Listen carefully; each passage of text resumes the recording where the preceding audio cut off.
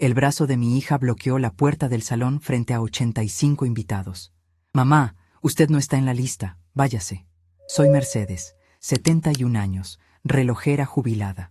Lo que ella ignoraba es que el contrato del local llevaba mi firma. Toda mi vida me he dedicado a arreglar el tiempo de los demás. Como relojera, aprendí desde muy joven que la paciencia es un arte que se trabaja con pinzas muy finas y lentes de aumento. Mi pequeño taller, ubicado en el centro de la ciudad, fue el lugar donde crié a mi única hija, Valeria. Entre el olor a aceite lubricante, el roce del latón y el sonido constante de los segunderos, le di todo lo que pude. Pagué sus estudios, sus caprichos, su ropa de marca cuando yo misma usaba los mismos zapatos durante 5 años. Todo para que ella no sintiera la ausencia de su padre, quien nos dejó cuando ella apenas daba sus primeros pasos. Pero la vida tiene formas muy extrañas de cobrar las cuentas. A veces, las piezas que uno ensambla con tanto amor terminan funcionando al revés. Valeria creció, se casó con Roberto, un hombre que siempre habla de negocios millonarios, pero que nunca tiene dinero para pagar la cuenta del supermercado. Y se alejó de mí. Se avergonzaba de mis manos manchadas de trabajo, de mis gafas gruesas, de mi ropa sencilla. Para ella, yo era un recordatorio constante de su origen humilde, un pasado que quería borrar a toda costa para encajar en su nueva vida de apariencias. Sin embargo, mi nieta Sofía era diferente. Esa niña de ojos grandes y sonrisa sincera era la luz de mis días. A escondidas de su madre, Sofía me visitaba en el taller, jugaba con las ruedas dentadas y me contaba sus secretos. Por eso, cuando llegaron sus 15 años, yo estaba más emocionada que nadie. Había pasado las últimas 3 semanas trabajando de noche, forjando a mano una pequeña peineta de plata con incrustaciones de nácar para que la usara en su cabello. Era una joya única, hecha con la misma dedicación con la que le había enseñado a caminar a su madre. Esa noche de sábado, me arreglé con esmero. Me puse mi mejor traje sastre de color gris oscuro, lustré mis zapatos bajos y me peiné el cabello blanco en un moño prolijo. Tomé un taxi hasta la Quinta Los Robles, el salón de eventos más exclusivo y cotizado de la ciudad. Cuando bajé del auto, el aire fresco de la noche me golpeó el rostro, pero mi corazón latía con la fuerza de un reloj de pared recién reparado. Llevaba la cajita de terciopelo azul en mi bolso, apretándola con mis dedos callosos para darme valor. Caminé por el sendero de piedra iluminado con luces cálidas. Se escuchaba la música desde afuera, un vals moderno que hacía vibrar los cristales de las grandes puertas de entrada. Podía oler el perfume de las flores caras, lilas y rosas blancas, mezclado con el aroma de la carne asada que ya estaban sirviendo en el banquete. Todo era lujo, todo era exceso, todo gritaba la palabra éxito que tanto obsesionaba a mi hija. Llegué a la entrada principal. Las puertas de cristal estaban abiertas de par en par. Adentro, la fiesta estaba en su punto máximo. Había mesas adornadas con manteles de seda, inmensos candelabros de cristal y meseros caminando de un lado a otro con bandejas plateadas. Busqué a mi nieta con la mirada, ansiosa por ver su vestido, pero antes de que pudiera dar un paso más dentro del salón, una figura se interpuso bruscamente en mi camino. Era Valeria. Llevaba un vestido largo de color esmeralda que resaltaba su figura, el cabello recogido en un peinado alto y un collar que brillaba bajo las luces del salón. Pero su rostro no reflejaba la alegría de una madre orgullosa, sino una profunda y repentina molestia. Sus ojos me recorrieron de arriba a abajo, evaluando mi traje gris gastado, mis zapatos sin tacón, mi bolso sencillo sin logotipo de diseñador. Vi cómo su mandíbula se tensaba con rabia. Levantó su brazo derecho y lo apoyó contra el marco de la puerta de cristal, creando una barrera física imposible de cruzar sin empujarla. «Mamá, ¿qué hace usted aquí?», preguntó en un susurro áspero, casi siseando como una serpiente a punto de atacar. «Vine a ver a Sofía, hija. Es su fiesta de 15 años. Traigo su regalo», respondí con voz calmada, intentando mantener una sonrisa a pesar de la frialdad de su recibimiento. Le dije claramente por teléfono que esta era una celebración íntima, solo para los socios de Roberto y mis amistades del club. «Usted no encaja aquí. Mírese». Sentí que me faltaba el aire por un segundo. Miré por encima de su hombro. 85 personas estaban sentadas en las mesas más cercanas a la entrada. El murmullo de las conversaciones empezó a apagarse gradualmente al notar la tensión en la puerta. Las cabezas comenzaron a girar hacia nosotras. Pude ver las miradas curiosas, algunas de burla silenciosa, otras de incomodidad. El silencio se fue extendiendo como una mancha de aceite en el suelo reluciente, hasta que solo quedó el sonido de la música de fondo. Roberto, mi yerno, estaba a unos 10 metros de distancia, sosteniendo una copa de vino tinto. Me miró por un segundo, bajó la cabeza rápidamente y se dio la vuelta, fingiendo que no estaba pasando nada. Cobarde, como siempre lo había sido. Valeria, por favor, dije en voz baja, sintiendo cómo el calor subía a mis mejillas por la vergüenza que me provocaba la situación. Solo quiero darle su peineta a la niña y me voy. Te prometo que no me sentaré en sus mesas ni hablaré con tus invitados si no quieres. El brazo de mi hija se mantuvo firme, inflexible, bloqueando la puerta del salón frente a los 85 invitados que ahora nos miraban fijamente, esperando el desenlace del espectáculo. Su rostro se endureció aún más, perdiendo cualquier rasgo de humanidad. Mamá, usted no está en la lista. Váyase, dijo con voz clara, fría y lo suficientemente alta para que los comensales de la primera mesa la escucharan con perfecta claridad. El impacto de sus palabras fue como el golpe directo de un martillo contra el cristal de un reloj antiguo. Se rompió algo dentro de mí, algo que había estado agrietado durante muchos años, pero que yo me negaba a aceptar por puro instinto maternal. La humillación pública, el desprecio evidente en los ojos de la mujer a la que yo había dado la vida, la crueldad absoluta de negarme ver a mi nieta en su noche más especial. Todo se juntó en un nudo apretado y doloroso en mi garganta. Cualquier otra persona habría llorado en ese mismo instante. Cualquier otra madre habría suplicado, habría reclamado su lugar o habría hecho un escándalo monumental. Pero yo soy relojera. He aprendido a dominar mis impulsos, a mantener el pulso firme, incluso cuando la maquinaria más delicada amenaza con desarmarse entre mis dedos temblorosos. Respiré hondo. Llené mis pulmones con el aire cargado del perfume caro de mi hija y de mi propia decepción. Miré a Valeria a los ojos, esos ojos que una vez me miraron con profunda admiración cuando le curaba las heridas de las rodillas en el patio del taller, ahora llenos de un clasismo vacío y cruel. Está bien, hija, que lo disfruten, dije con una voz tan serena y controlada que hasta ella pareció sorprenderse, parpadeando un par de veces. No esperé a ver su reacción ni a escuchar una palabra más. Di media vuelta y comencé a caminar por el sendero de piedra por donde había llegado. No bajé la cabeza, mantuve la espalda completamente recta, sintiendo el peso ardiente de las 85 miradas clavadas en mi nuca hasta que finalmente desaparecí en la oscuridad protectora de la calle. La noche estaba fría y el viento soplaba con fuerza. Caminé un par de cuadras hasta encontrar un lugar solitario donde sentarme. Era una pequeña parada de autobús vacía, iluminada por un farol intermitente. Me senté en el frío banco de metal, abrí mi bolso con las manos entumecidas y saqué la cajita de terciopelo azul. La abrí lentamente. La peineta de plata brillaba con la escasa luz de la calle. Pasé mi dedo pulgar por las delicadas incrustaciones de nácar. Había puesto tanto amor, tantas horas de sueño sacrificadas en este pequeño objeto. Pensé en Sofía, en lo hermosa que debía verse con su vestido de princesa, en cómo me habría gustado abrazarla y decirle lo orgullosa que estaba de ella. Fue entonces cuando la primera lágrima cayó sobre mi mano, luego otra y otra más. Lloré en silencio, sola en medio de la noche urbana, dejando salir el inmenso dolor de una madre que se da cuenta de forma brutal de que ha criado a un monstruo de vanidad. Lloré por los años de sacrificio absoluto, por las horas extras respirando polvo en el taller, El sonido de mi taller siempre ha sido mi mayor refugio. Cuando abrí la puerta de madera gastada esa noche, el coro de más de 100 relojes me dio la bienvenida. Tic-tac, tic-tac, tic-tac, un latido constante, ordenado y predecible. Cerré la puerta a mis espaldas, pasé el cerrojo doble y me apoyé contra la pared, dejando que el frío de la madera me traspasara la ropa. Estaba agotada. No era un cansancio físico, de esos que se curan durmiendo 8 horas, sino un peso en el alma, una fatiga que te dobla los huesos y te nubla la vista.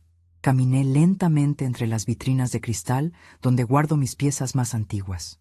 No encendí las luces principales, solo la pequeña lámpara de cuello de ganso que uso en mi mesa de trabajo. Me senté en mi silla de relojera, esa que tiene el cojín hundido con la forma exacta de mi cuerpo después de 40 años de uso. Sobre la mesa descansaban mis pinzas de precisión, los pequeños frascos de aceite lubricante y mi lupa de aumento. Herramientas que me habían dado de comer, que habían pagado los estudios de Valeria, que habían construido la vida que ella ahora despreciaba con tanta facilidad. Me quedé mirando mis manos bajo el haz de luz amarilla. Tenía los nudillos hinchados por la artritis incipiente y las yemas de los dedos oscurecidas por décadas de manipular metales y solventes. Para mí, hija, estas manos eran una vergüenza, un recordatorio de pobreza que no combinaba con sus manteles de seda y sus invitados de sociedad. Para mí, eran mi mayor orgullo. La noche avanzó despacio. Hice un poco de café en mi vieja olla de peltre azul, dejando que el aroma amargo llenara la habitación y me espantara el frío que traía pegado desde la calle. No dormí ni un solo minuto. Me dediqué a repasar la escena en mi cabeza, una y otra vez, como si fuera el mecanismo trabado de un reloj de bolsillo al que intento encontrarle la falla. La mirada de asco de Valeria, su brazo bloqueando la puerta, el murmullo de los 85 invitados, la cobardía de Roberto, mi yerno, girando la cabeza para fingir que no veía cómo echaban a su suegra a la calle como a un perro callejero. Fue al pensar en Roberto cuando el llanto se secó por completo y una chispa de claridad encendió mi mente.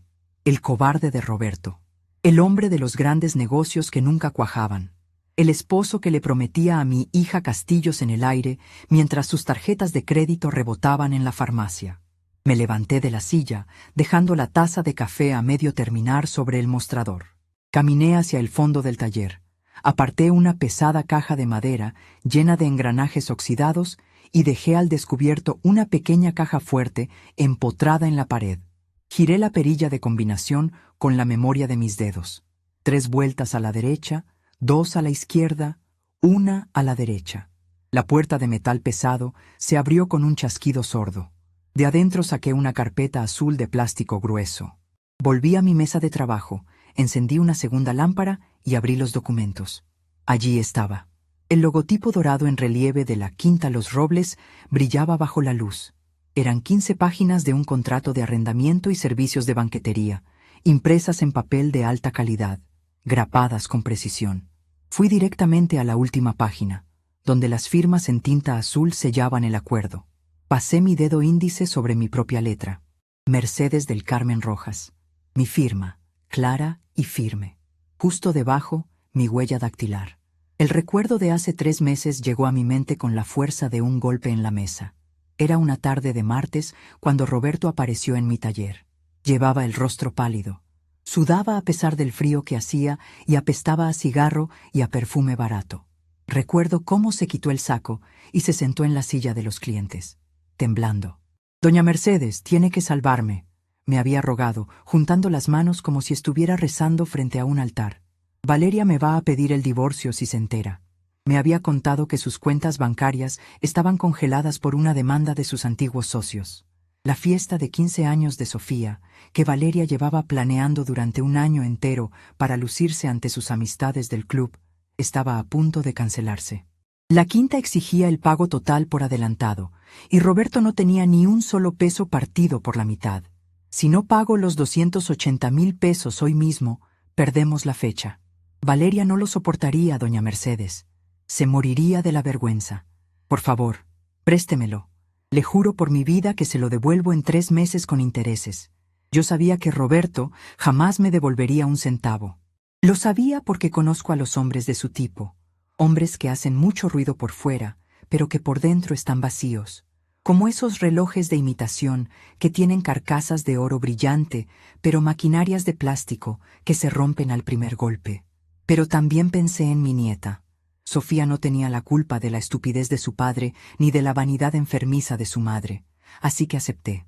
Fui al banco, Retiré los ahorros de toda una vida de trabajo silencioso, de no comprarme ropa nueva, de no tomar vacaciones, de reparar piezas diminutas hasta que los ojos me lloraban de cansancio. Sin embargo, yo no nací ayer. No le di el dinero a Roberto. Fui personalmente a la administración de la Quinta Los Robles. Me senté frente al gerente, un señor muy amable llamado Don Ernesto, y pagué la totalidad del evento con un cheque de caja a mi nombre. Yo soy la abuela de la quinceañera, le dije a don Ernesto aquel día. Yo pagaré la fiesta, pero el contrato debe estar a mi nombre. Yo soy la titular del evento.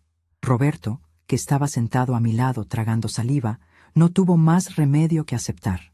Me suplicó que nunca le contara a Valeria, que le dejara creer que él había cerrado un gran negocio y había pagado todo. Acepté guardar el secreto, no por proteger su frágil ego de hombre, sino por la paz de mi nieta. Ahora, sentada en mi taller a las 6 de la mañana del domingo, leyendo las cláusulas del contrato, entendí por qué Roberto no se había acercado a defenderme en la puerta del salón. Tenía terror de que yo, en medio de la humillación, gritara la verdad frente a sus 85 invitados de lujo. Prefirió dejar que su esposa me echara a la calle antes que enfrentar la realidad de su propia ruina. Cerré la carpeta y solté una pequeña carcajada seca que resonó entre los relojes. ¡Qué ironía tan perfecta y dolorosa! Valeria me había corrido por no estar en la lista de invitados, sin saber que la mujer a la que humillaba era la dueña absoluta de la fiesta. Ella creía que su estatus la separaba de mí, cuando en realidad su estatus estaba financiado por el sudor de mi frente y la precisión de mis pinzas. Durante años me dejé hacer menos. Me convencí de que mi lugar estaba en la sombra, detrás del mostrador polvoriento, siendo la madre invisible que solo servía para mandar un regalo en Navidad y callar cuando la criticaban. Permití que mi hija me tratara como a una empleada de segunda categoría porque pensaba que el amor de madre significaba aguantar cualquier desprecio. Pero el amor de madre no es dejar que te pisoteen. Y el orgullo de una mujer mayor no es algo con lo que se deba jugar. Miré por la pequeña ventana de mi taller. El sol empezaba a iluminar las calles empedradas del centro. La ciudad despertaba. Me acerqué al contrato de nuevo y me detuve en la cláusula número 9, escrita en letra pequeña, pero perfectamente legible para mis ojos, acostumbrados a buscar defectos milimétricos. Cláusula 9. El evento contratado incluye un desayuno de recalentado y uso de los jardines de la Quinta Los Robles para el día domingo siguiente a la celebración principal, exclusivo para 50 invitados. Para la apertura de las instalaciones y el servicio de alimentos del día domingo, será requisito indispensable la presencia física y la firma de autorización del titular del contrato antes de las 10 de la mañana del mismo día. En caso de ausencia del titular, la administración se reserva el derecho de mantener cerradas las instalaciones sin lugar a reembolso. Valeria me había hablado de ese desayuno hace meses, cuando todavía me dirigía la palabra por teléfono de vez en cuando. Era su evento favorito. Me dijo que ahí estarían las verdaderas amistades, las esposas de los banqueros, los empresarios importantes. Era un evento exclusivo, a plena luz del día, con mimosas y música en vivo en los jardines de la quinta. Una continuación del lujo para demostrar que la abundancia no se acababa en una sola noche. Revisé el reloj de pared más grande de mi taller. Eran las 7:15 de la mañana. Sentí como la sangre, que había estado congelada por la tristeza durante toda la madrugada, empezaba a correr caliente y rápida por mis venas. La tristeza se evaporó por completo, dejando en su lugar una determinación fría, calculada y afilada como un bisturí. Ya no era la viejita humillada, llorando en una parada de autobús. Era Mercedes del Carmen Rojas, y estaba a punto de enseñarles a todos cómo se da cuerda a la realidad. Me levanté y fui al pequeño cuarto que tengo detrás del taller donde duermo. Abrí mi armario de madera. Ya no me pondría el traje gris oscuro, ese traje gastado que mi hija miró con tanto asco. Busqué en el fondo, envuelto en una funda de plástico transparente, el vestido negro de corte recto que usé hace 5 años para la boda de oro de mi hermana. Era una prenda fina, de buena caída, elegante y sobria. Lo acompañé con un abrigo ligero de hilo y un collar de perlas auténticas que había comprado en una casa de empeños y restaurado yo misma hace una década. Me lavé la cara con agua helada en el lavamanos del baño. Me miré en el espejo. Mis ojos ya no estaban rojos. Las arrugas de mi rostro, que antes me parecían marcas de cansancio, ahora me parecían líneas de un mapa que mostraba exactamente cómo sobrevivir a las tormentas. Me peiné el cabello blanco, asegurándome de que ni un solo mechón estuviera fuera de su lugar. Me apliqué un poco de lápiz labial discreto. Fui a mi mesa de trabajo por última vez. Tomé la pequeña cajita de terciopelo azul que contenía la peineta de plata con nácar que había hecho para Sofía. La guardé en mi bolso de cuero negro, junto con la gruesa carpeta de plástico azul que contenía el contrato. Eran las 8:30 de la mañana. El desayuno de Valeria estaba programado para empezar a las 10 en punto. Podía imaginar perfectamente la escena. Los meseros preparando las mesas en los jardines asoleados, las botellas de champán enfriándose en las hieleras, Valeria despertando en la suite principal de la quinta, que también estaba incluida en mi pago, sintiéndose la reina del mundo después de su fiesta perfecta, libre de madres pobres e incómodas. Roberto seguramente estaría con un dolor de cabeza terrible, no solo por el alcohol, sino por el miedo a que mi silencio tuviera un límite. Y estaba a punto de descubrir que mi límite se había cruzado la noche anterior, justo en el momento en que el brazo de su esposa se atravesó en mi camino. Tomé mis llaves del mostrador. El tintineo metálico rompió el ritmo de los relojes por un segundo. No iba a hacer un escándalo. No iba a gritar, ni a llorar, ni a rogar por atención. Yo arreglo cosas rotas, y la ilusión de grandeza de mi hija estaba completamente rota. Iba a demostrarle, con la ley y el papel en la mano, que el mundo real no se paga con apariencias, sino con trabajo y verdad. Abrí la puerta del taller y salí a la calle. El aire de la mañana era fresco y limpio, lavando los últimos restos de la pesadilla nocturna. Caminé con la espalda recta, sintiendo el peso reconfortante de la carpeta azul contra mi costado, lista para ajustar las manecillas de este reloj y poner el tiempo exactamente donde debía estar. El trayecto en taxi hasta la Quinta Los Robles fue muy distinto al de la noche anterior. Esta vez no había nervios estrujando mi estómago, ni manos temblorosas apretando un bolso gastado. Miraba por la ventanilla cómo la ciudad despertaba bajo la luz dorada del domingo. El conductor escuchaba un programa de música antigua en la radio, un sonido lejano que me recordaba a las mañanas tranquilas en mi taller, cuando el mundo parecía moverse a un ritmo que yo podía controlar. Llegué a las 9:15 de la mañana. El gran portón de hierro forjado estaba abierto a medias, permitiendo el paso únicamente a los vehículos de los proveedores. Me bajé del auto, alicé los pliegues de mi vestido negro y caminé con paso firme por el mismo sendero de piedra donde horas antes había arrastrado mi humillación. El aire olía a pasto recién cortado y a café de olla. En la entrada principal, el ambiente era de un ajetreo silencioso. Varios jóvenes con impecables uniformes blancos cruzaban el vestíbulo acomodando sillas y transportando arreglos florales nuevos. Al verme entrar, uno de los muchachos de seguridad dio un paso al frente, interponiéndose en mi camino con cortesía, pero con firmeza. «Buenos días, señora. Disculpe, pero el evento privado en los jardines comienza a las 10. Todavía no podemos recibir invitados», dijo el joven, juntando las manos detrás de la espalda. Le sonreí con amabilidad.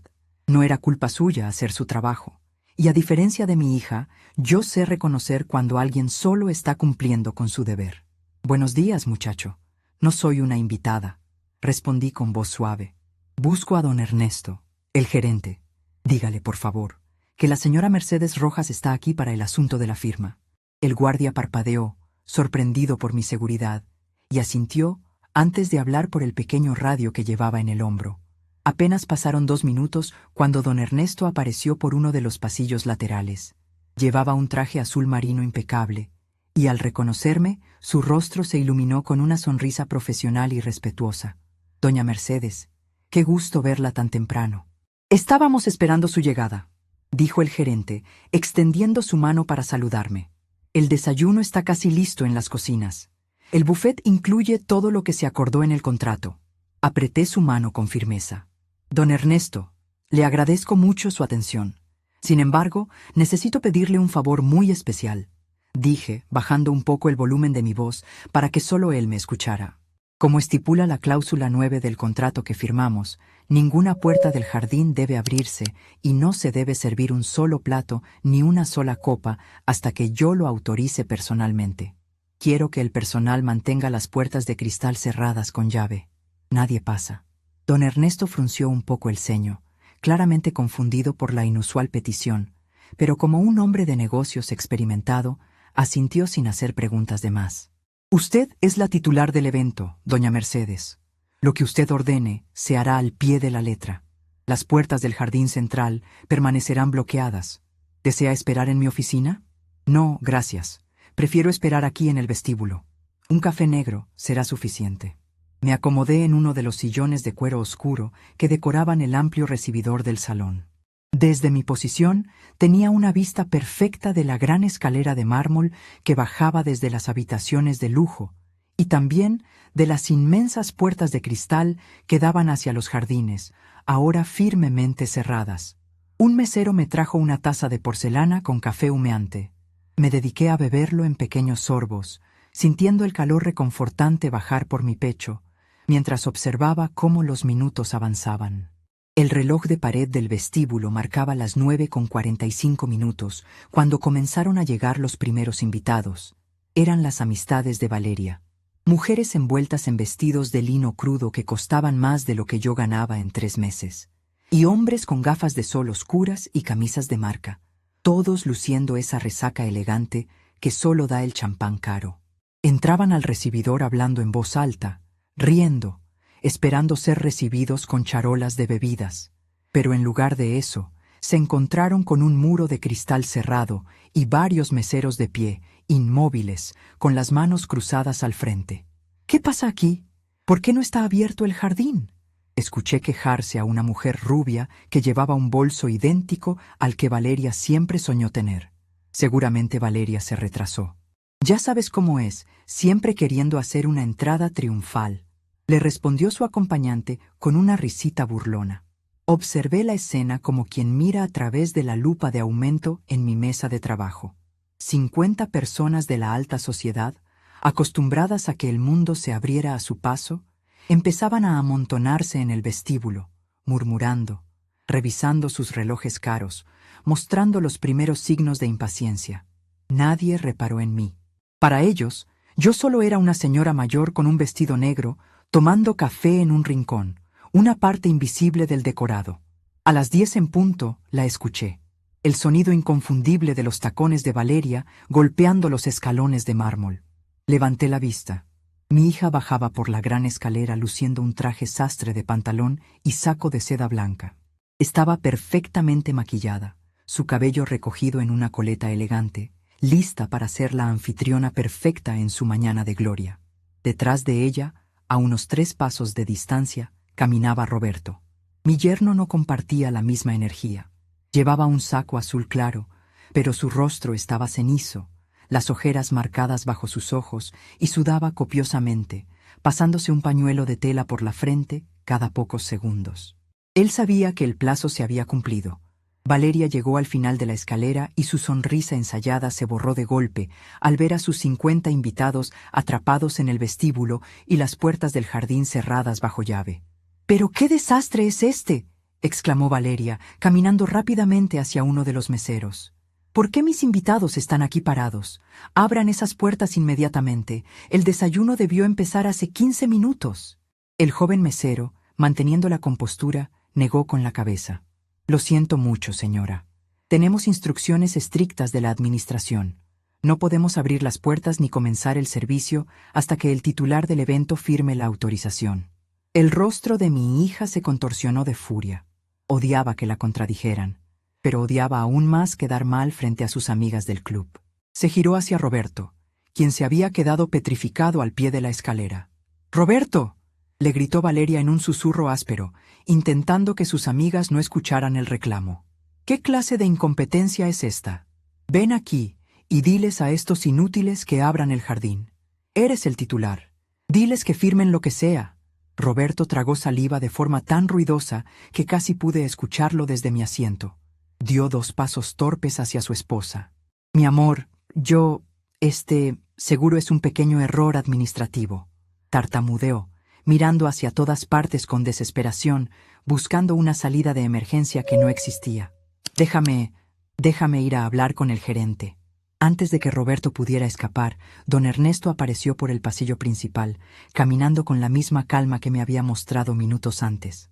Valeria se lanzó hacia él como un animal acorralado. Ernesto, exijo una explicación en este mismo instante, siseó mi hija, con los dientes apretados. Pagamos una fortuna por este lugar. Mi esposo contrató el paquete más exclusivo. Quiero esas puertas abiertas ya. Don Ernesto se detuvo a 1 metro de ella, con las manos entrelazadas al frente. Señora Valeria, le ofrezco una disculpa por la incomodidad de sus invitados. El pago del evento está completamente cubierto. En eso tiene usted toda la razón. Sin embargo, las políticas de la Quinta Los Robles son inflexibles. El servicio dominical requiere la firma presencial del titular del contrato antes de las 10 de la mañana. Y el titular ha dado instrucciones precisas de pausar el evento. Valeria parpadeó, completamente descolocada. ¿Pausar el evento? Roberto está parado justo aquí. Que firme ahora mismo. Don Ernesto miró a Roberto con una expresión indescifrable y luego volvió su vista hacia mi hija. Me temo que hay un malentendido, señora. El señor Roberto no es el titular del contrato de este evento. No tiene ninguna autoridad sobre las instalaciones. El silencio que siguió a esas palabras fue absoluto. Hasta los murmullos de los 50 invitados se apagaron. Valeria miró a Roberto, quien de pronto parecía haberse encogido dentro de su propio saco. ¿De qué está hablando este hombre, Roberto?, preguntó Valeria, con la voz temblando por primera vez. ¿A nombre de quién pusiste la maldita fiesta de mi hija? Decidí que era el momento exacto. No un segundo antes, no un segundo después. La precisión lo es todo. Tomé la pequeña cucharita de metal que venía con mi taza de café y golpeé el borde de la porcelana.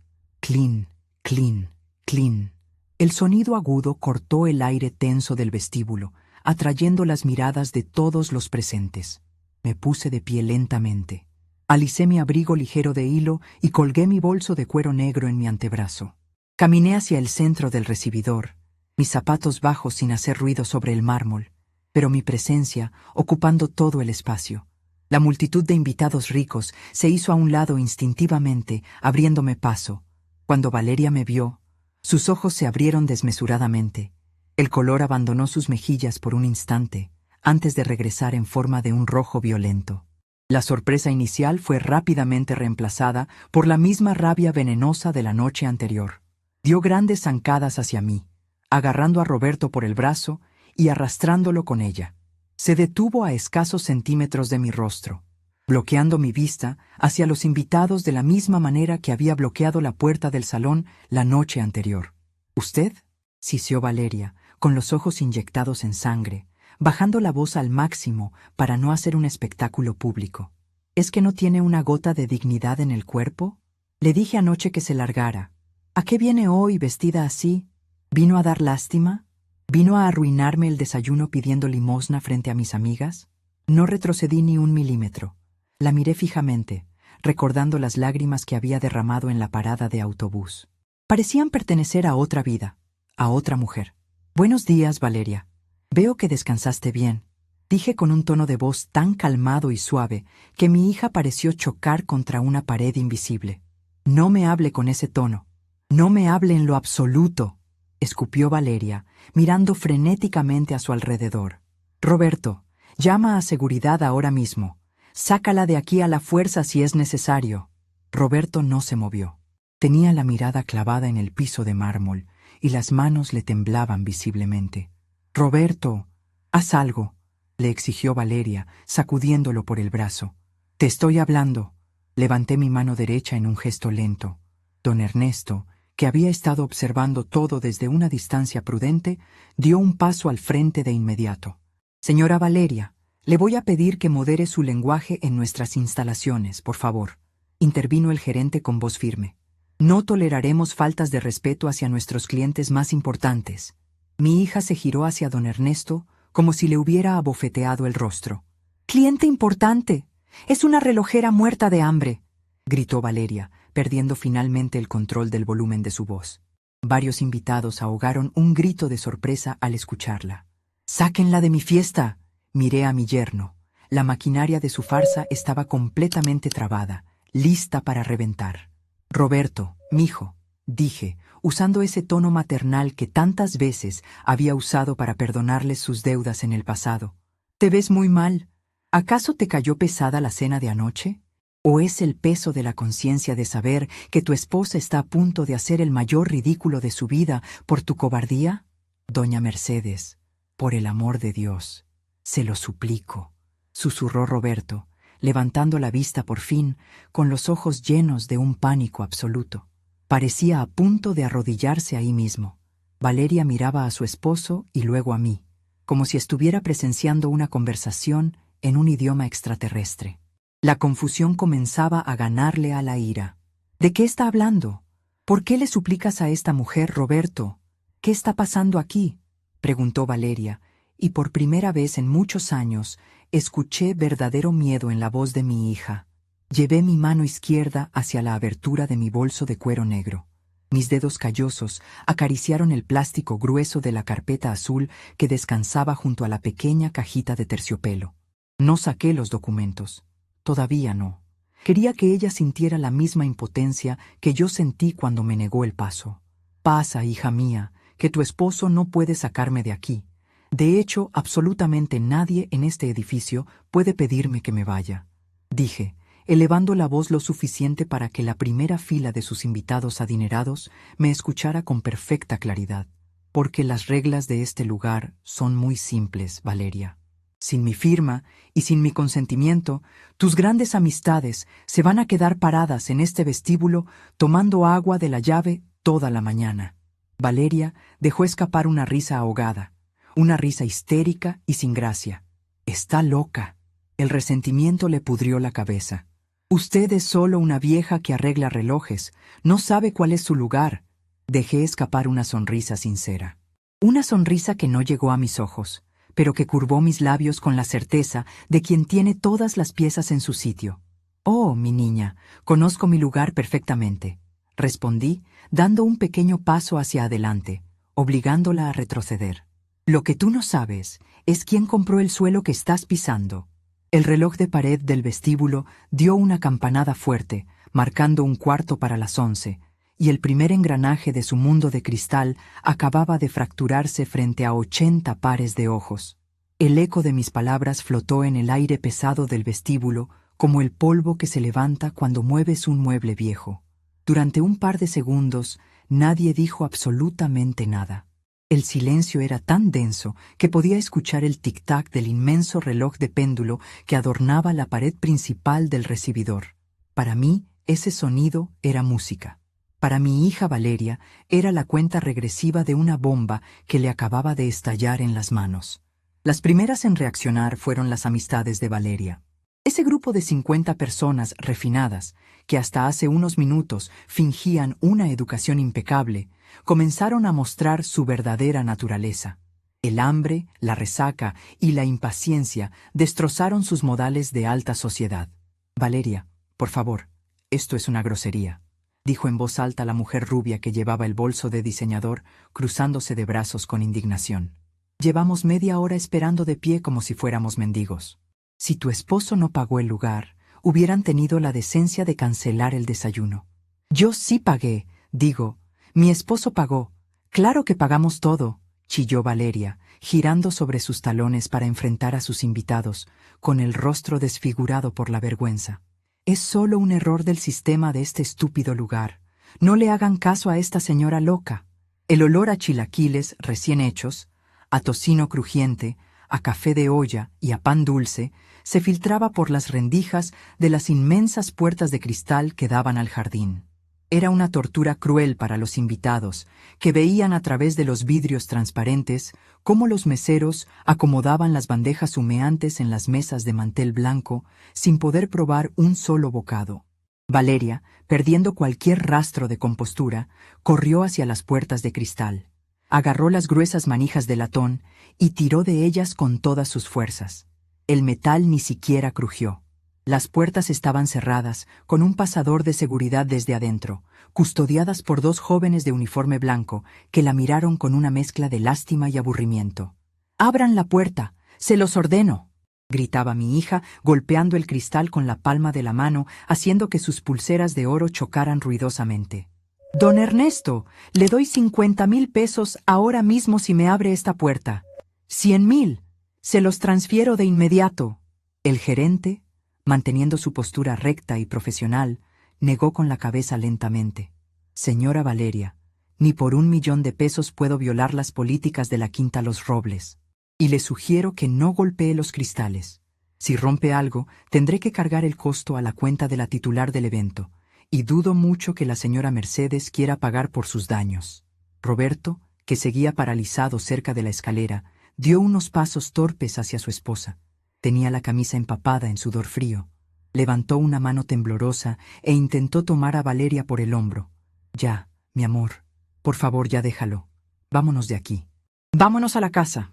Te lo suplico», le rogó Roberto, con la voz quebrada de un hombre que sabe que su farsa ha llegado a su fin.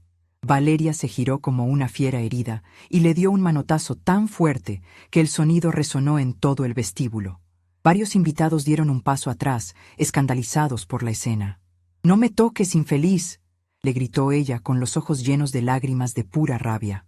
«Haz tu maldito trabajo de hombre y arregla esto. Diles que tú eres el dueño de las empresas, que tú firmaste el contrato. Diles». Fue entonces cuando supe que el mecanismo estaba listo para recibir la pieza principal. Ya no había vuelta atrás. Respiré hondo, sintiendo el aire fresco de la mañana, llenando mis pulmones con una paz que no conocía desde hacía décadas. Abrí mi bolso de cuero negro. Mis dedos callosos, acostumbrados a encontrar engranajes minúsculos en la oscuridad de las cajas de los relojes, encontraron inmediatamente el borde de la carpeta azul de plástico grueso. La saqué lentamente. El sonido del broche al abrirse fue sutil, pero en ese ambiente tan tenso sonó como un disparo. «Nadie va a transferir ningún dinero y nadie va a romper ninguna puerta», dije, elevando la voz con una firmeza que hizo que todos los presentes guardaran silencio absoluto. «Tu esposo no puede arreglar esto, Valeria, porque tu esposo no tiene en qué caerse muerto». Caminé 2 pasos hacia ella y le extendí la carpeta abierta de par en par. «Lee, hija.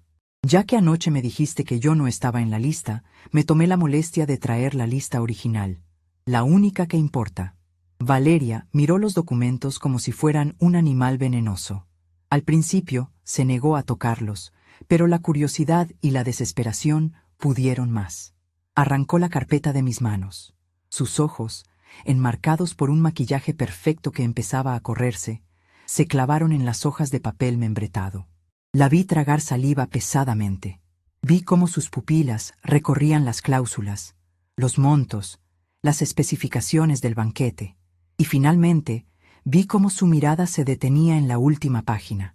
«Mercedes del Carmen Rojas», leí yo en voz alta, para que todos los invitados de la primera fila, que estiraban el cuello como buitres curiosos, pudieran escuchar con claridad. Titular absoluta del evento. Un pago único por adelantado de 280,000 pesos, liquidado mediante cheque de caja hace exactamente 3 meses y 14 días. La mujer rubia del bolso caro dejó escapar un pequeño grito de asombro y comenzó a susurrarle al oído a su marido. El murmullo se extendió rápidamente entre la multitud de ricos. Las palabras mantenidos, mentirosos y arruinados empezaron a flotar en el aire, clavándose en el orgullo de mi hija como alfileres al rojo vivo.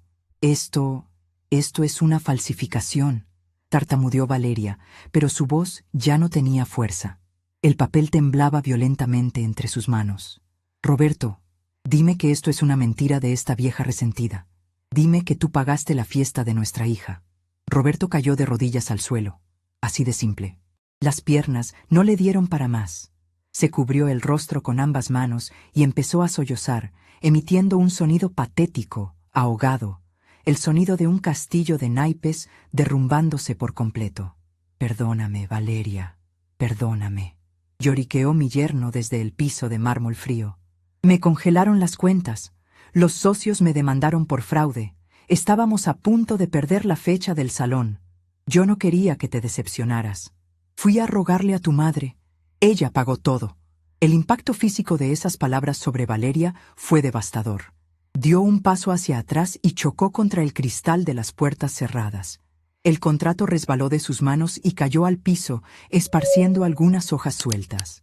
Toda su vida, toda su identidad construida sobre marcas de lujo, cenas en restaurantes exclusivos y desprecio hacia sus orígenes, se hizo pedazos en un solo segundo. Su esposo era un fraude. Su riqueza era una ilusión. Y la fiesta del año, el evento con el que planeaba coronarse como la reina de su círculo social, había sido pagada con el sudor, la artritis y el sacrificio de la misma mujer a la que había humillado y echado a la calle como a un perro la noche anterior. Tú, susurró Valeria, mirándome con una expresión de horror absoluto, como si apenas me estuviera reconociendo. Tú sabías todo esto anoche. Cuando te corrí de la puerta, tú ya eras la dueña de la fiesta. Lo sabía, respondí, manteniendo mi postura recta, sin mostrar ni una pizca de la tristeza que me había consumido la madrugada anterior. Y te ofrecí la oportunidad de ser una buena persona. Te pedí por favor que me dejaras entrar solo unos minutos para entregarle a mi nieta su regalo. Estuve dispuesta a tragarme mi orgullo, a esconderme en un rincón para no avergonzarte frente a tus amigos. Pero tú elegiste la crueldad, Valeria. Elegiste la humillación pública. Me acerqué a ella. Podía ver mi propio reflejo en sus ojos aterrados. La viejita de traje gastado había desaparecido. Frente a ella estaba una mujer que había trabajado cada día de su vida con honestidad, una mujer que conocía el valor real de las cosas, no su precio. Durante años me hiciste sentir que mis manos manchadas de aceite eran una vergüenza, le dije, levantando mis manos frente a su rostro, mostrando mis nudillos hinchados y mis dedos oscurecidos. Me escondiste, me negaste. Pero fíjate bien, hija, estas manos de relojera son las únicas que tuvieron la fuerza para sostener tu mentira cuando tu esposo de cristal se hizo añicos. Las amigas de Valeria, esas mismas mujeres con las que jugaba al tenis y tomaba el té de las 5, empezaron a darle la espalda. Vámonos, Arturo. Esto es deprimente, y además es un circo de mal gusto, dijo la mujer rubia, jalando a su esposo por el brazo. Me muero de hambre y no voy a seguir perdiendo mi domingo viendo cómo humillan a unos impostores. Varios invitados comenzaron a caminar hacia la salida principal del recibidor. Estaban huyendo, las ratas abandonando el barco que se hundía. Valeria estiró una mano hacia ellos. No, esperen. Por favor, Patricia, no te vayas. Podemos ir a un restaurante, yo invito, suplicó mi hija con la voz rota, intentando aferrarse desesperadamente a las migajas de su estatus social. Pero nadie se detuvo. Las miradas de desdén que le dedicaron sus propias amistades fueron 1000 veces peores que cualquier insulto. Era el mismo desdén con el que ella me había mirado a mí. La justicia divina tiene un sentido de la ironía perfecto, un engranaje que siempre encaja en su lugar en el momento exacto. Me giré hacia el gerente, que observaba la escena con una discreción admirable. Don Ernesto, lo llamé con voz clara. Por favor, pida a su personal que abra las puertas del jardín. El desayuno se va a servir. Valeria me miró con una chispa de esperanza absurda, brillando en sus ojos llorosos. Creía, en su infinita ignorancia emocional, que yo estaba cediendo, que el amor de madre me iba a obligar a salvarle la cara en el último segundo. ¿Vas a dejar que pasen mis invitados?, preguntó ella, limpiándose el maquillaje corrido con el dorso de la mano. Solté una pequeña risa seca, una que me salió del fondo del pecho. ¿Tus invitados? No te confundas, Valeria. Los que se acaban de ir por esa puerta eran tus invitados. Los que se queden, si es que tienen el valor de sentarse en mis mesas, son mis invitados. Y las reglas acaban de cambiar drásticamente. Me incliné y recogí los papeles del contrato del suelo. Los acomodé con paciencia, sin prisa. Luego miré a mi yerno, que seguía arrodillado en el piso, temblando. «Levántate de ahí, Roberto. Das pena ajena», le ordené con dureza. «¿Y tú, Valeria? Escúchame muy bien, porque solo lo voy a decir una vez. Esta es la fiesta de 15 años de mi nieta Sofía. Yo la pagé, yo la firmé, y yo soy la anfitriona. Ustedes dos pueden quedarse y desayunar en la última mesa del rincón. callados y agradecidos, o pueden irse por la misma puerta por la que se fueron sus amigos falsos. Me da exactamente igual. Valeria abrió la boca para protestar, para lanzar algún insulto, para defender lo indefendible, pero no salió ningún sonido. Se dio cuenta, por fin, de que no tenía absolutamente nada. No tenía dinero, no tenía posición social, y acababa de perder el único amor incondicional que la había sostenido en la vida. Estaba vacía.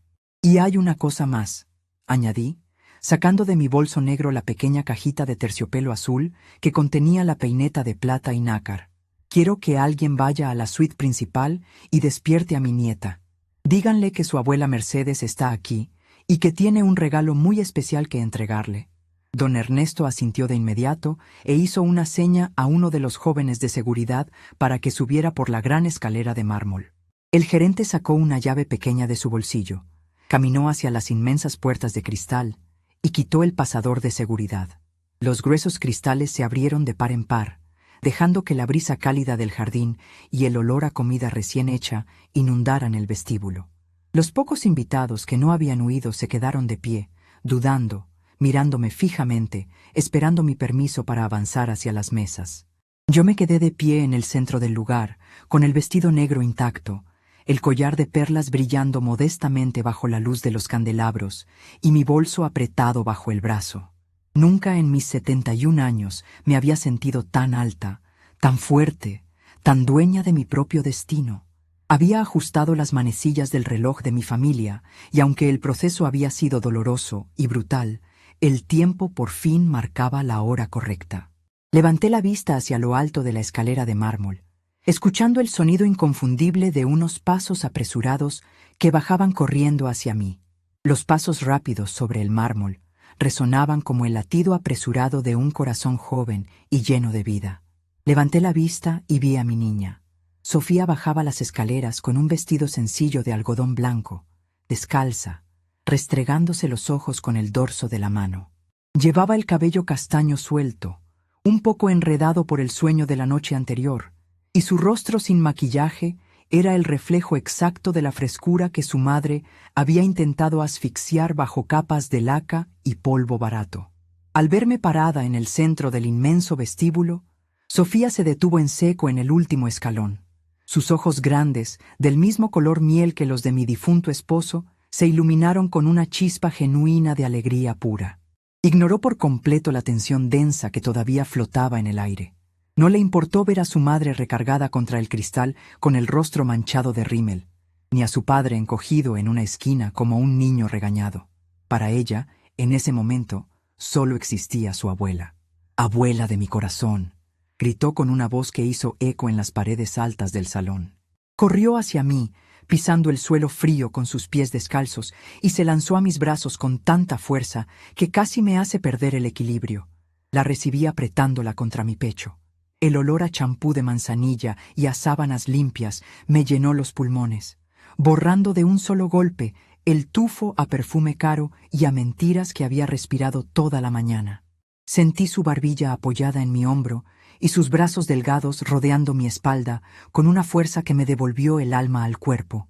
«Pensé que no habías venido anoche», me susurró al oído, con un tono de ligero reproche. «Te busqué por todas las mesas, abuela. Mamá me dijo que te habías sentido mal y que preferiste quedarte en tu casa». Cerré los ojos por un segundo, sintiendo una punzada de dolor por la facilidad con la que Valeria le mentía a su propia sangre. Pero no era el momento de envenenar el corazón de la niña. Yo no iba a jugar el mismo juego sucio de mi hija.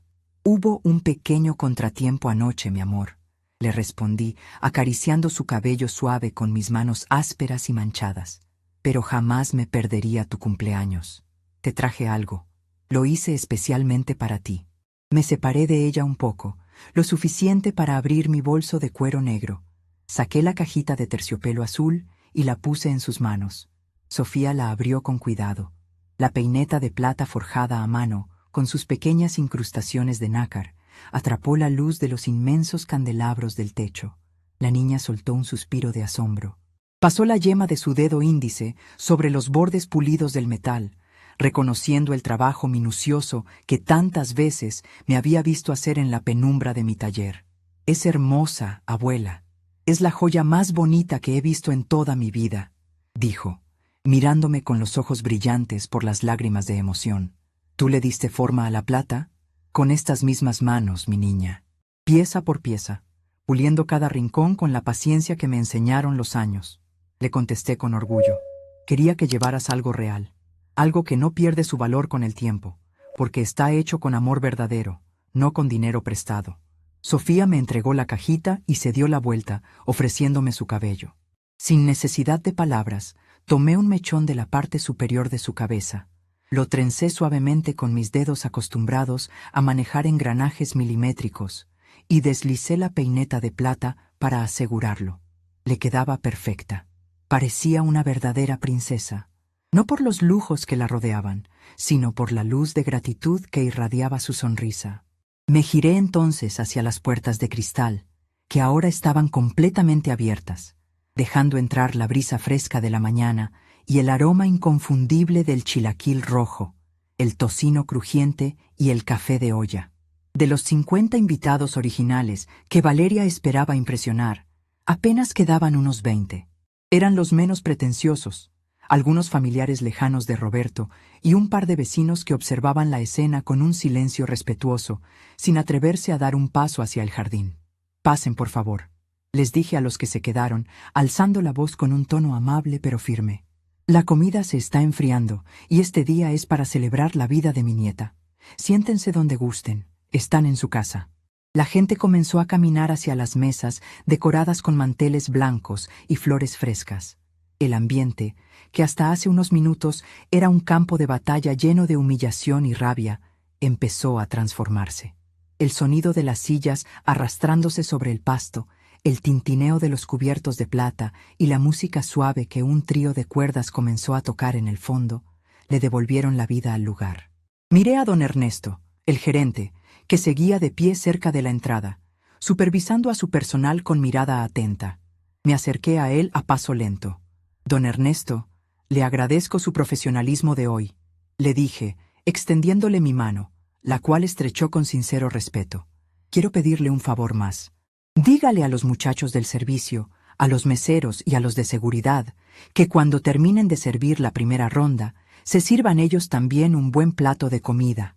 Hay de sobra, y nadie en mi fiesta va a trabajar con el estómago vacío». El gerente sonrió abiertamente por primera vez en toda la mañana. «Es usted una gran señora, doña Mercedes. Con mucho gusto les daré el aviso. Mis muchachos se lo van a agradecer en el alma». Asentí con la cabeza y me di la vuelta para enfrentar la última tarea pendiente. Valeria y Roberto seguían en el vestíbulo. Mi yerno se había puesto de pie, pero mantenía los hombros caídos y la vista clavada en la punta de sus zapatos caros, esos que seguramente tampoco había pagado. Valeria, por su parte, parecía una muñeca de trapo a la que le habían sacado todo el relleno. Su traje sastre blanco estaba arrugado y su postura altiva se había esfumado por completo. Caminé hacia ellos. Sofía, intuyendo la tensión, se quedó a unos pasos de distancia, observando en silencio. La mesa del fondo a la derecha está vacía. Les dije en un tono neutral, sin burla, pero sin una gota de lástima. «Vayan a desayunar. Tienen que acompañar a su hija». Valeria levantó la vista lentamente. Sus ojos, antes llenos de un veneno clasista, ahora solo reflejaban un vacío inmenso.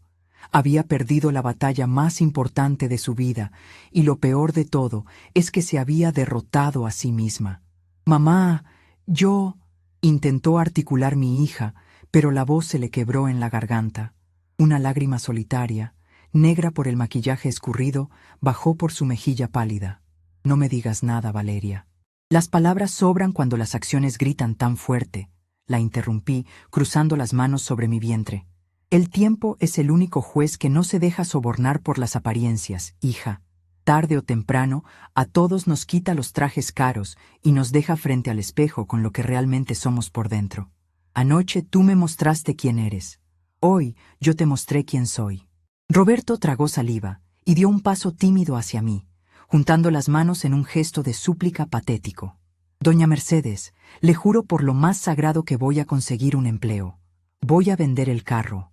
Voy a liquidar mis deudas y le voy a pagar hasta el último centavo de los 280,000 pesos. Se lo prometo por la vida de mi hija. Lo miré de arriba abajo. A pesar de mi edad, en ese momento sentí que yo medía 3 metros de altura y él apenas me llegaba a los tobillos. No quiero tu dinero, Roberto. Ese dinero lo doy por bien invertido, si sirvió para abrirles los ojos de una vez por todas. Le contesté con voz firme. Lo que quiero es que dejes de jugar al empresario millonario y te pongas a trabajar de verdad. Quiero que dejen de vivir de prestado para impresionar a gente a la que no le importan en lo más mínimo. Míralos, Valeria. Mira a las 2 o 3 personas de tu gran círculo social que se quedaron.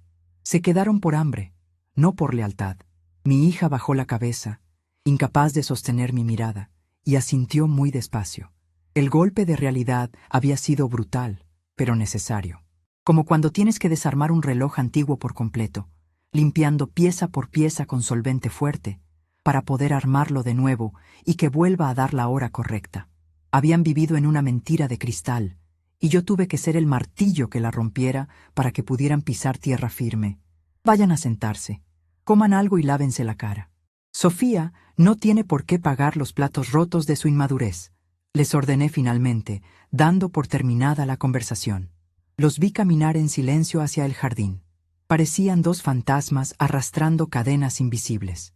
Se sentaron en la mesa más alejada, bajo la sombra de un gran árbol de jacaranda, y mantuvieron la vista fija en sus platos vacíos hasta que un mesero se acercó a servirles café. La lección estaba aprendida. La arrogancia había sido arrancada de raíz. Yo me giré hacia Sofía, le ofrecí mi brazo y caminamos juntas hacia la mesa principal, justo en el centro del jardín soleado. El calor del sol de la mañana me acarició el rostro, aflojando la tensión que llevaba acumulada en el cuello desde la noche anterior. Nos sentamos frente a frente. Un joven mesero de uniforme blanco impecable se acercó de inmediato, sirviéndome una taza de café de olla humeante, con ese aroma inconfundible a canela y piloncillo que me recordaba a las mañanas en mi pueblo natal, mucho antes de que la ciudad y sus prisas me devoraran. Comimos en un ambiente de paz extraña pero reconfortante. Los chilaquiles estaban en su punto perfecto, crujientes y picantes. El pan dulce se deshacía en la boca. A nuestro alrededor, los invitados platicaban en voz baja, riendo de vez en cuando. En una mesa contigua, vi a 3 muchachos del servicio de limpieza comiendo discretamente, sonriendo y asintiendo con la cabeza cuando cruzaron miradas conmigo. Ese era el verdadero lujo. Compartir la abundancia con aquellos que saben apreciar el valor del trabajo. Abuela, me llamó Sofía de pronto, dejando su tenedor sobre el plato. Sé que mis papás hicieron algo muy malo. No soy tonta, abuela. Escuché algunas cosas que decían las amigas de mamá antes de irse. Sé que tú pagaste todo esto. La miré a los ojos. Eran ojos limpios, sin la malicia que contamina a los adultos cuando se obsesionan con el dinero. Tu padre tuvo un tropiezo muy fuerte con sus negocios, mi amor. ¿Y tu madre? Bueno, tu madre a veces olvida de dónde venimos. Le expliqué con calma, eligiendo mis palabras con cuidado para no destruir la imagen de sus padres por completo. Pero yo tengo mi taller, tengo mis ahorros, y no iba a permitir que te quedaras sin tu celebración. Eso es todo lo que importa hoy. Sofía extendió su mano sobre el mantel blanco y tomó la mía. Sus dedos jóvenes acariciaron mis nudillos hinchados por la artritis, repasando las manchas oscuras de aceite incrustado en mi piel que ningún jabón lograba quitar por completo. Esas mismas manchas que a su madre le daban asco, a mi nieta le producían una ternura infinita. Tus manos son mágicas, abuela. Arreglan todo lo que está roto, dijo la niña con una sonrisa dulce. Mañana en la tarde, cuando salga de la escuela, quiero ir a tu taller. Quiero que me enseñes a usar las pinzas pequeñas. Quiero aprender a limpiar la maquinaria de los relojes de bolsillo. Sentí un nudo de pura felicidad en la garganta. Bebí un sorbo de café para pasarlo. Durante años creí que mi oficio moriría conmigo. Creí que el olor a latón y el sonido de los segunderos quedarían en el olvido, enterrados bajo el desprecio de Valeria. Pero la vida tiene formas hermosas de hacer justicia. Mi legado no estaba en el dinero que había gastado hoy, ni en el contrato que guardaba en mi bolso de cuero. Mi legado estaba en la curiosidad genuina de esa niña de 15 años que llevaba una peineta de plata forjada por una mujer de clase trabajadora. Las horas pasaron con la lentitud deliciosa de un domingo por la tarde. El sol comenzó a bajar, tiñendo el cielo de tonos anaranjados y morados. Los invitados empezaron a despedirse, acercándose a nuestra mesa para dar las gracias con una cortesía sincera, desprovista de las poses ensayadas de la mañana. Don Ernesto se acercó para confirmar que el servicio había concluido satisfactoriamente, y le entregué una propina generosa en efectivo, pidiéndole que la repartiera por igual entre todo el personal de cocina, limpieza y seguridad. Finalmente, el jardín quedó casi vacío. Valeria y Roberto seguían en su rincón, en silencio, procesando la nueva realidad de sus vidas. Tendrían que mudarse, tendrían que vender sus cosas caras, tendrían que empezar desde cero, pero esta vez tendrían que hacerlo con honestidad. Yo ya no iba a ser su red de seguridad financiera, ni el tapete donde limpiaban sus frustraciones. Me puse de pie y sacudí las migajas invisibles de mi vestido negro. Me sentía ligera, como si me hubieran quitado una mochila llena de piedras oxidadas que había cargado durante 30 años. El dolor de la humillación de la noche anterior había desaparecido por completo, reemplazado por un orgullo férreo, sereno y absoluto. Me despedí de Sofía con un beso en la frente y le prometí tener listos los desarmadores de precisión para su clase del día siguiente. Caminé hacia la salida de la quinta Los Robles, sin mirar atrás, sin despedirme de mi hija ni de mi yerno. No hacía falta. Todo lo que tenía que decirse se había firmado en papel y se había demostrado con hechos. Salí a la calle empedrada. El viento fresco del atardecer me alborotó un poco el cabello blanco, pero no me importó. Respiré hondo, llenando mis pulmones con el aire limpio de la ciudad que empezaba a encender sus faroles. Comencé a caminar hacia la avenida principal para tomar un taxi de regreso a mi viejo taller, sintiendo el peso reconfortante de mis herramientas esperándome en casa. Había sido un día largo, pero por primera vez en mi vida, comprendí que la dignidad no se exige ni se mendiga en la puerta de entrada. La dignidad se construye en silencio, se pule con trabajo duro y brilla con más fuerza cuando el tiempo pone a cada quien exactamente en el lugar que le corresponde.